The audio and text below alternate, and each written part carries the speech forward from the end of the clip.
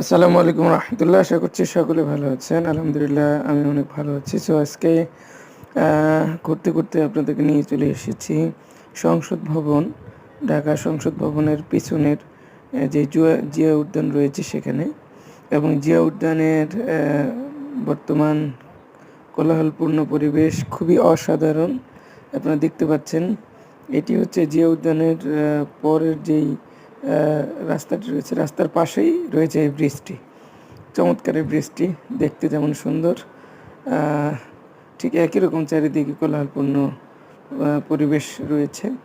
এখানে অনেক মানুষ কিন্তু সপ্তাহের ছুটির দিনগুলোতে ঘুরতে আসে, এবং চারিদিকে আপনারা দেখতে পাচ্ছেন কত জনগণ হয়েছে, কত সাধারণ মানুষের আনাগোনা রয়েছে এখানে। এবং শুধু তাই না, আপনার সামনের জায়গাটি দেখতে পাচ্ছেন, এটি হচ্ছে জিয়া স্মৃতিসৌধ।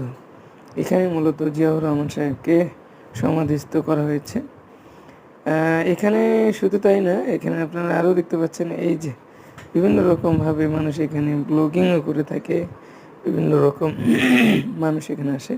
যাই হোক, আমরা যাচ্ছি ভিতরে প্রবেশ করছি স্মৃতিসৌধের। এখানে আমরা দেখব আজকের কবরস্থানটাও কিভাবে রাখা হয়েছে, কবে করা হয়েছে। তো এই চলে আসলাম আমরা আস্তে আস্তে ভিতরে, এবং এখানে মূলত শুয়ে আছেন জিয়াউর রহমান। ওনাকে এখানে দাফন করা হয়েছে। পাশাপাশি এই যে স্কেটিং আপনারা দেখতে পেলেন, আমরা এক সাইড দিয়ে প্রবেশ করে অন্য সাইড দিয়ে আবার বেরোচ্ছি। এই সামনে দেখতে পাচ্ছেন আপনার মসজিদ। এটা মূলত মসজিদ, এবং মসজিদের বাইরের সাইড হচ্ছে এইটা, এবং এই যে জিয়া উদ্যানটা ঘিরে রয়েছে যেখান থেকে আমি বেরোয় আসলাম। চমৎকার একটা পরিবেশ এখানে। এই যে